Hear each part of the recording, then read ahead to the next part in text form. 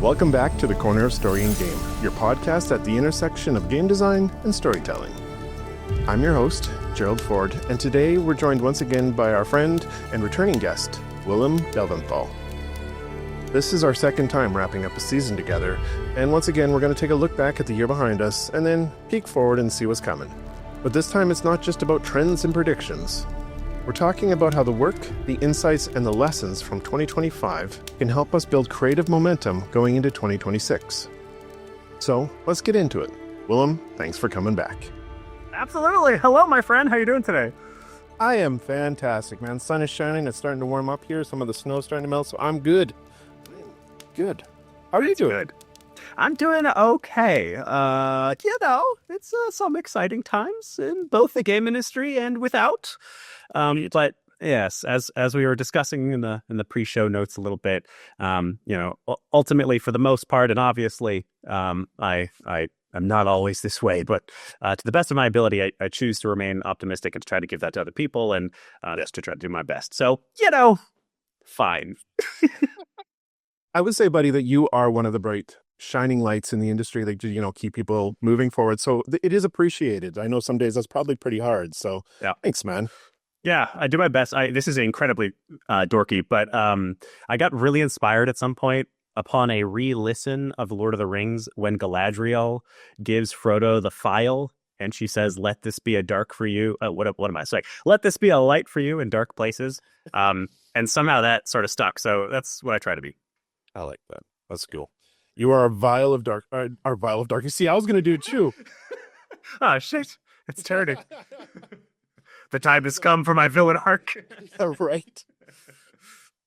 I like that. That's cool. All right. Well, we're here today to talk. I mean, let's look back and we can talk about the state of the industry and how things have been. But yeah, I'm right there with you. Let's be the light. Let's shine some light. Let's talk about what's coming, what to look forward to. Yeah. Before we get into it, though, for people who are just joining us, haven't listened to the times you've been on here before, can you give me a quick, who is Willem? What are you up to? What's going on? All that fun stuff. Hello, I am Willem Delventhal. Some people call me the Wizard of Games, and my whole shtick is trying to help more people work in the game industry, especially for themselves. I am a game designer in industry, so I've basically always had a day job at various companies. I've worked on a couple of titles. Many of them have been canceled the past couple of years, but worked at some cool places. I got some time at Paradox, at ImView. Right now I'm working at a startup called Mod Collective, where I'm actually working on fashion games and premium mods, which has been kind of interesting. I'm doing a lot of cool artsy shit, which I'm kind of into. And then in addition to that, I'm probably more well known for having founded the Indie Game Academy. We're an online school, and we are actually morphing this next year. We've kind of taken this 6-month hiatus where we're redefining exactly how we contribute to this crazy industry. And that's what I do. Very, very cool. We've talked about your work with mods before, and I just want to, for 1 second, because me and my son have been playing around with Terraria and the mods there, and it's in my mind. I'm curious, what kind of stuff do you build mods for with Mod Collective? Yeah, so it's kind of an interesting little startup. So they are the team that built a website called The Sims Resource, which, unless you're an avid Sims player, you may not know.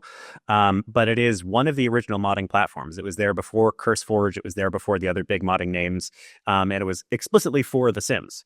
And after they built that company, they sold it. And once their non-competes ended, they started Mod Collective. So we are primarily still building for Sims 4. We've experimented with a couple of other games, but Sims 4 is still by far our breadwinner. So I've played around with some Baldur's Gate 3 stuff, which has been really cool. We made some quests. And just recently, we actually released our first bespoke game to the Meta Horizons platform.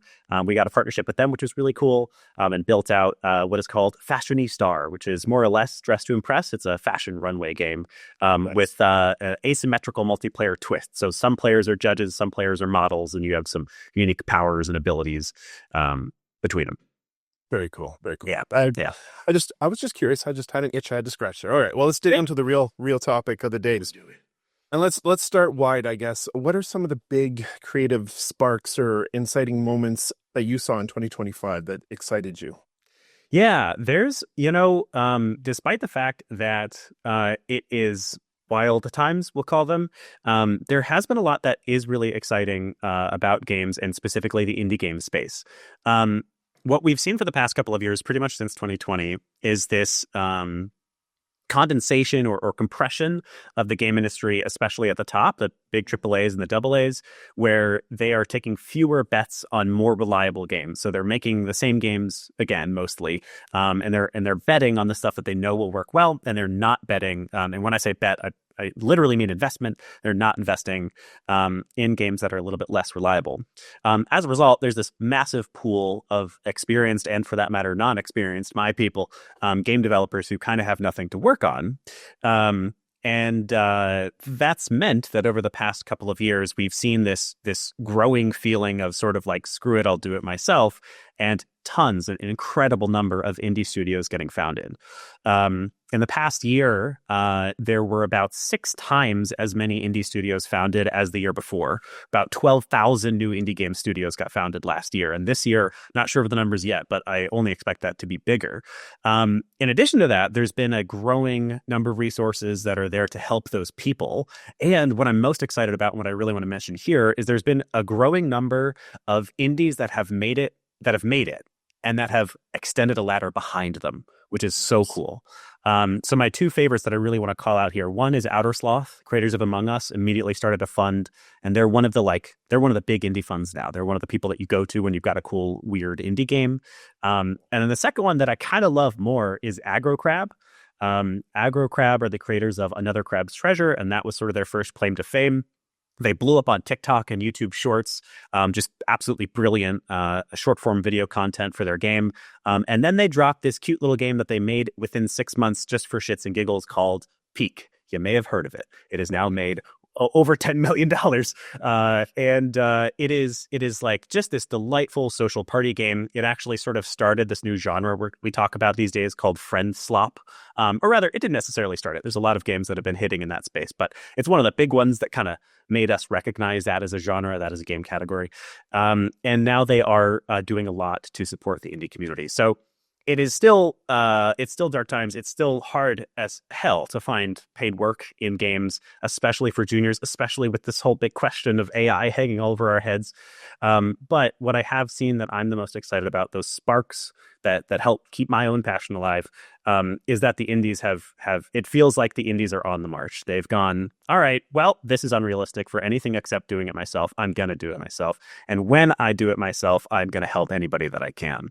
And that's my hope for right now. Love it. Yeah. And I agree. The question isn't, will indie games explode? Is this going to be the year, or is it going to be the next year? Like, it's just building. It's going to be incredible. I mean, look at Claire Obscura for that matter. They won Game of the Year, and they are indie. They're a big indie, but they are indie. Still indie. And I mean, last year, Balatro took off, like, explode. Like, yeah. Indies are growing. It's for sure. Yeah. Go down a sidetrack really quick. I didn't want to do like a favorite games of last year, but if there was a game last year that carried you through, what was it? I'm still, this is not a good answer. I have been playing so much Slay the Spire. I know it's like an ancient game, but man, I don't know. I had a great episode of my own podcast. I'm not trying to plug it. All right. Indie Games Lunch Hour. Go check it out. Yeah, Indie Game Lunch Hour. I had a great episode of that like 2 years ago, maybe now, where the whole conversation was arguing about what it means to be a cozy game. Because that, of course, is in the past couple of years, one of the big genre winners. And what we ultimately decided was that a cozy game is different for different people. And so your cozy game is different from my cozy game. Somebody's cozy game could be Call of Duty if it makes them feel the way a cozy game is meant to make them feel. So my cozy game is Slay the Spire. I've been playing a couple of other new games, and there's a couple of other winners that I've really loved. But yeah, I don't know. I've fallen back on the comfort of that game, and then I'm also really looking forward to Slay the Spire 2, which is going to early access in March. There's a bunch of others. I feel like this year, because of what we've been doing with the Indie Game Foundry, which is our first publishing arm, we have these 3 games that we're helping bring to market. I've played so many baby indies, and I feel like that's been like more than anything else what I've been playing. Maybe, oh dang, I'm forgetting the name of it. I'll look up the name so that I can mention it later in the episode. But one that I particularly liked on one of our streams recently was a game that is basically getting over it with Bennett Foddy, except you're a salmon trying to get to spawn. and I got mildly obsessed with that for a little while. Yeah, I'll find the name here in a bit, but yeah, so lots of little baby indies and just more Slay the Spire. Looks like I'm at over 1,000 hours now. Okay, that's a lot of Slay the Spire. And yeah, I love the little indies, the fun indies that you can jump in and just play. It's called Upstream. And for that matter, maybe I'll also call out Unsent here by Red Rabbit Games, another big indie that's trying to help other indies. So yeah. Cool. Very cool. All right, well, let's get back to the topic around the sparks we saw in 2026. Not all of them caught on. Not all were great. What do you think happened in 2025 that we should leave behind? What did we learn? Yeah. So whenever I come on this show with you, you are nice enough of a host to send me questions ahead of time. And so I do a little bit of thinking about each one of them. And this one I've decided to talk about. Yeah, you know that meme? I maybe even have mentioned this in other episodes of this show. I don't know. You know that meme that's like the parabola where there's like the beginner on one side and the expert on the other side and the intermediate at the top of the parabola. So the beginner and the expert wind up agreeing. What I want to call out here is passion versus sort of like financial or capitalistic value. So at the beginning of my career, when I first started learning to make games, and I've now worked with well over 10,000 developers, so this is how 90% of developers operate when they first start. We make games because we want to, and we make games that we're passionate about, regardless of every other decision. I don't know how many juniors I've seen like go, I'm going to make this game, and I don't care if it takes me 4 years, and then inevitably they either don't finish it or it takes them 7 years. But there's no other, I'm going to go through the checklist to make sure I've got my target market identified and make sure like I'm following the industry trends. There's none of that. They just go, I'm passionate about a game, I'm going to make it. In my own career, and I feel like this is also a pretty typical trajectory for developers, I did a bit of that, did a couple of years of that, and I went, okay, I got to get more serious if I want to make money from this. And started, doing all the learning and lessons, being a little bit more thoughtful about, more or less like monetization decisions, business decisions. Is this a game that's actually viable? Can it find an audience? Is it streamable? All of the things that we hear many podcasts and other content about. But I think I've peaked. I think I've gone past that parabola now. And in this day and age, I think I'm back to just make a damn game that you really want to make. I think because the reason I feel this way. So I guess let me put a caveat on it really quick, a grain of salt, which is that you do still need to do some of your homework. Making a game for strictly no other reason than you want to is a great way to waste 4 years, or maybe not waste. I don't know, to not sell copies at least. Yeah. But I think that passion is most important thing, and not only the most important thing, but the most important thing by miles. We feel the passion on the other side of the development process. Actually, Peak, for that matter, is a great example. Peak, I'm sure, was a delightful game to make, and as a result, it is a delightful game to play. And then the real thing I want to call out here is I believe it is the time where it is an advantage to be an indie, and where the way that you get that advantage is you differentiate yourself from the AAA and the AA, where you say, we are different. And the way that we are different as indies is because we make art. We don't make product. And so I think that's the biggest thing. I think like I'm feeling this myself. You definitely need to do your homework. You got to build an audience. You have to make sure that you actually are checking your X's and O's. Don't just blindly make. But the most important decision, and I think a place that people stumble at this point, is whether or not this game is something that you just love and that you're pouring yourself into. Yeah. Amen. I think that applies to just about any art form that can be monetized or turned into a business. You can write novels for yourself and never give them out there. And hey, if that's the art you want to make, great. Yeah. You want to sell novels, you have to learn how to work with agents, how to go to conventions and network. You need to learn the business side of it. Yeah, absolutely. Yeah.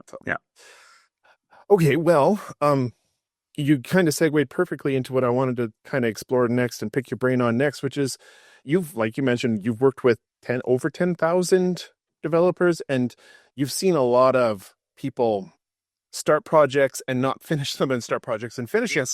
I guess moving forward, looking at this lens of working with indies and helping indies become successful, what is the secret sauce? How do you take a cool idea and turn it into a thing? Yeah. So yeah, I feel like my answer to this is going to sound like uh differentiated from the last one or opposite of the last one, but it's not, I promise. My primary answer to this is basically just discipline and deadlines. There's a um a natural inclination that I think artists have, and yes, we as game developers are artists, and yes, you, whatever you contribute to game development, if you're QA or a community manager or a marketer or whatever, you're a game developer, you're an artist. Artists, I think, tend to not want to do things that don't bring them the dopamine, that don't feel like art.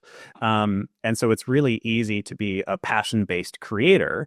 It's really easy to go, I'm feeling it today, I'm going to make 10 levels, and then for the next 3 weeks, I'm not really feeling it, I'm not really going to touch it. The absolute biggest differentiator that we've seen in our own programs and that I've seen with people that I work with and just across the industry is just whether or not you're capable of project managing yourself and your team. And that doesn't actually need to be your responsibility if you can put together a team and find a great project manager. Project managers and that sort of like managerial field can sometimes feel like the enemy, but man, they are not. They're your best friends if you find good ones. And I think, yeah, that's ultimately, I think, the biggest thing. You set yourself deadlines, you set yourself intermediate deadlines, and then you hit them. And if you don't hit them, then the next deadline is going to be harder to hit. And so you can cordially adjust from there. So to combine the last two answers, I think finding passion for the concept and building something that you love, but being realistic about knowing that you're not always going to be in love with it. There's going to be days, weeks, months where you're like, oh man, this just feels like a job. That's life. Get yourself a nice project management schedule and tactic that feels right, works for you, is not too heavy, but keeps you and holds you accountable. And then hit your deadlines. I think that's really the biggest one. Brilliant. Makes total sense, buddy. Okay, well, from a personal angle, what are you taking forward from last year? What are you bridging into 2026 that could be that you learned or what you're going to be working on that carried over? What's happening with you, man? Yeah. So there's many things here. I think so. I guess I'll throw in like a very quick like personal because I think that's the eternal pursuit. I think all of us are always asking ourselves on a regular basis, what's next for me? What can I what do I need to change, work on, fix, etc. And I think my very simple answer to that, just personally, is actually discipline or something akin to it. Me too. Yeah. A really simple one that I'm trying these days is that things don't go in the calendar unless I'm definitely doing them. And when they're in the calendar, they are sacred. They either must happen or they must be moved and then must happen. Because I feel like I spend too much time, looking at an event a week from now and going, well, I just won't do that. Or just skipping through meeting or, whatever, right? Promising myself things and not doing them. So I'm trying to get better about fewer promises. And then if I make the promise, I do them.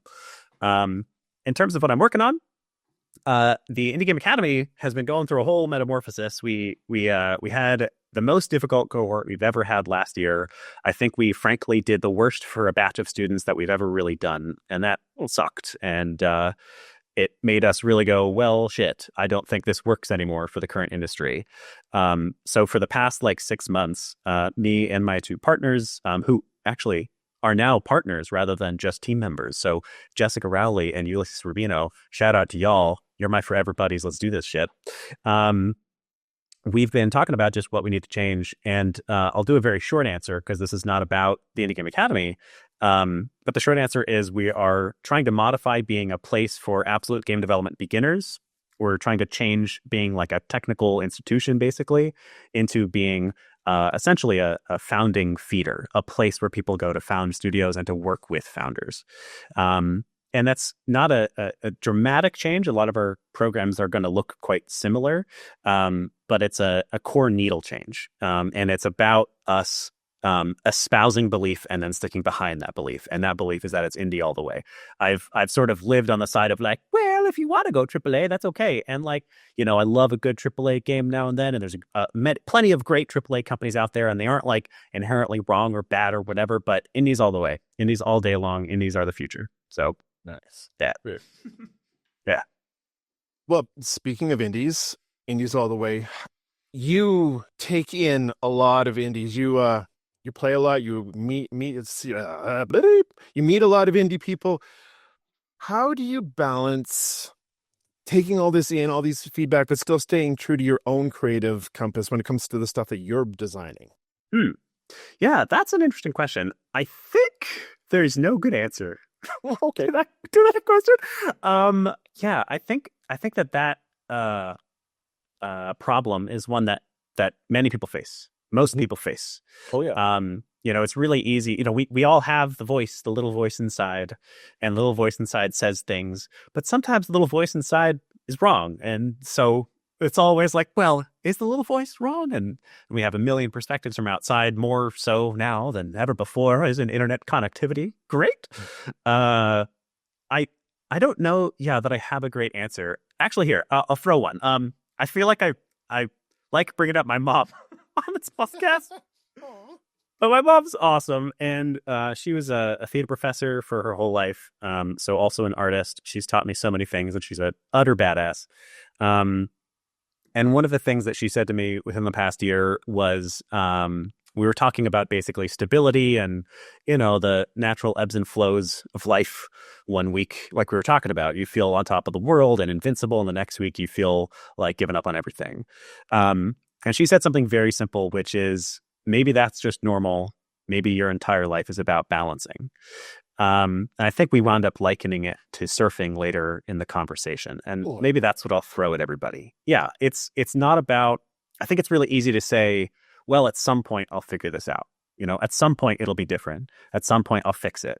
At some point I'll be better. And I think, all of those things may be true, but ultimately, even if they are true, there will be new problems. There will be new things that throw you off your surfboard. There'll be new things that feel unstable and shake your core foundation. So maybe that's what I would give everybody.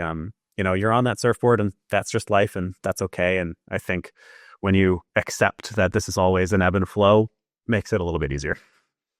I like that. That's an excellent metaphor. Okay, well let's wrap up this core topic. Let's something positive, I guess. Moving into 2026, for people who got stuck, maybe in 2025 they started a project or they're working on something, and they lost momentum, they lost steam, and I may not be speaking from experience, but I might be. What would you say to those people about finding focus, gathering scattered energy, moving ahead again, discipline? Like, help me out, buddy. Huh. I was hoping you had the answer to this one.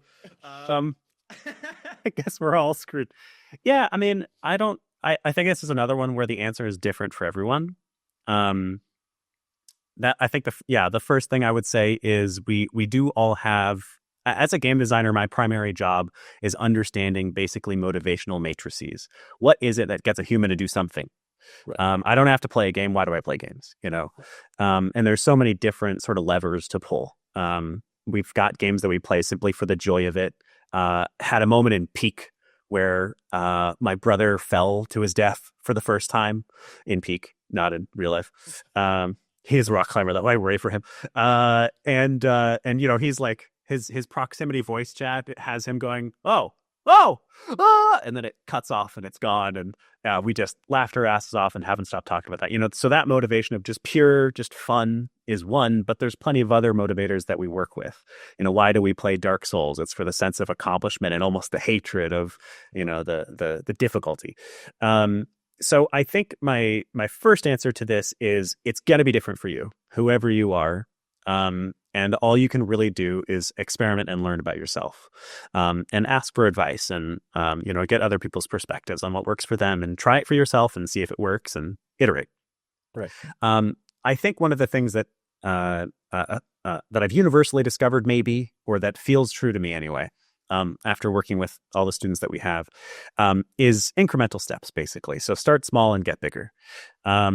There's two main perspectives when it comes to goal setting. The first perspective is that they should be aspirational, and it's okay if I fail. And there's people that works really well for. I go for something huge and I get something big, and that's okay. And I think the other perspective, though, is I go for something small and I hit it, and I feel good, and then I go for something a little bit bigger. So it's sort of, two ends of the book, for how you set your goals.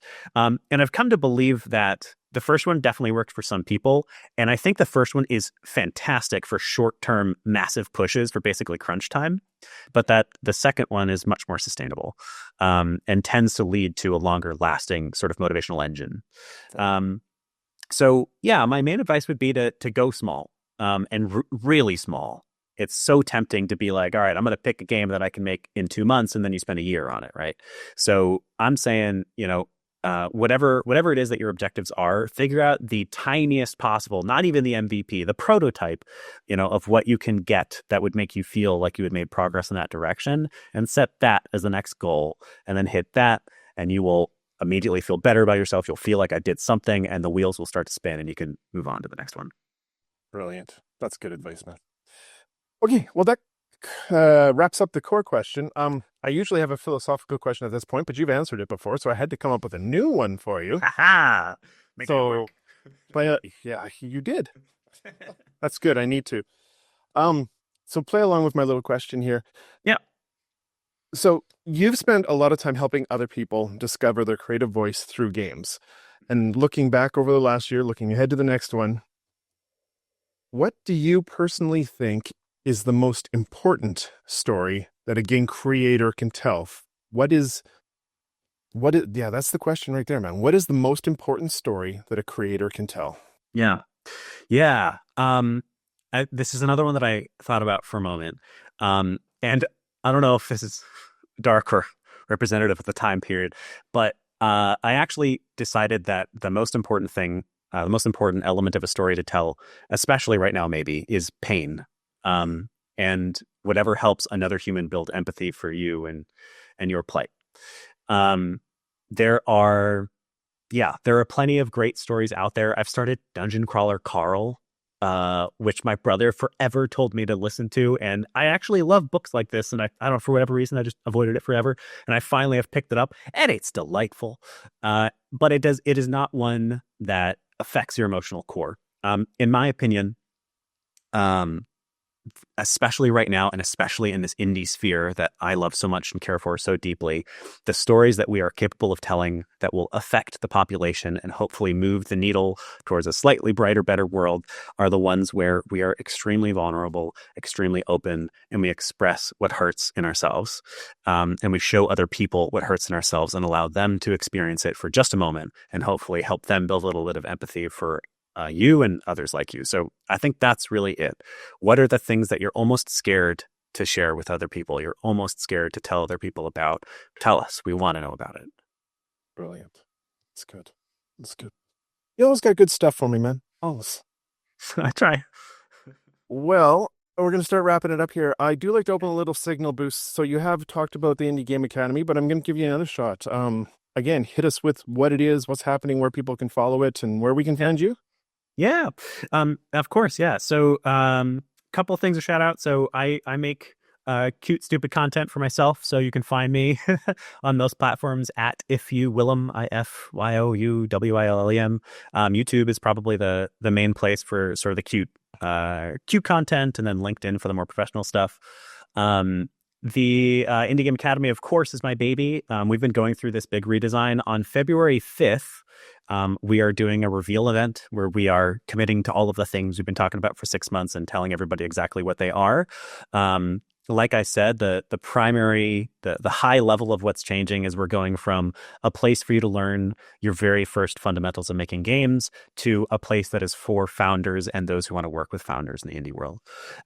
So come and see what we're cooking up. You can, I'll send you maybe a Discord link so people can join us on Discord. That event will be live in Discord. And then finally, the Indie Game Foundry. So we have these 3 games that we've been working with for over a year now. They all successfully funded on Kickstarter, small budgets, but they did it. And they are now all going live probably April. We're trying to be generous with the release dates. We originally said March, but might be after April. We'll tell you. Regardless, I'll give you a link for them as well. IndieGameAcademy.com/foundry-cohort-0. You can find all 3 games there. There's a wonderful physics platformer called The Box is Alive. There's a wonderful 2.5D Zelda-like puzzle adventure game called Whiskers, Wizards, and Wands. And there's a wonderful deck builder, which I'm obsessed with, called Daughter of the Rift. Nice. Okay, well, I will make sure to include all of the links in the show notes and the description so people can follow along and check it out and wish list and buy and support and show up. Yes, please. There's demos for all three of those, so check them out. I already have, but everybody else check them out. Good. All right, my friend. Well, I'm going to push you out the door into the Canadian cold, but on the way out the door, I'd like to give you the parting word of wisdom again. So you got any final words for us? Could be crack, could be life. Yeah. So in the show notes here, I have one word, and it's uppercase, so you know it's important, and it says rebel. I think we all know this podcast is not necessarily about this, but I think we all know that the United States in particular is in an exciting time period, is how we'll put it.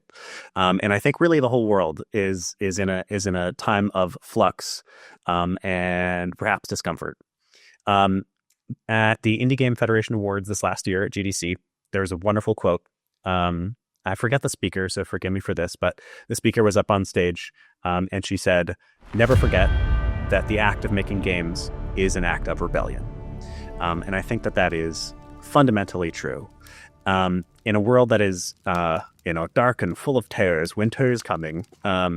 The act of saying, screw it, I'm going to make my art anyway, is an act of rebellion. And in addition to that, I want to push you even further. So if you are listening, get involved however you can, make your voice heard however you can. And, please, whoever you are, do your best to be kind and patient with other human beings, wherever you are on the political spectrum and your belief space. It's hard to argue, and if you argue against this, I'm not sure I trust you, that in general, it's better to be good to other humans. So please be good to other humans. And that wraps up another episode and another season of the Corner of Story and Game. Willem, once again, thank you for stopping by and helping me close out a season with an insightful and thoughtful conversation. And to you, dear listener, as always, thank you for taking your seat at the table. This is the final episode of Season 3, and I just want to really stop and say thank you. Thank you for listening, for sharing, and for supporting these conversations. We've had an incredible time this year, and it's all because of you. So thank you.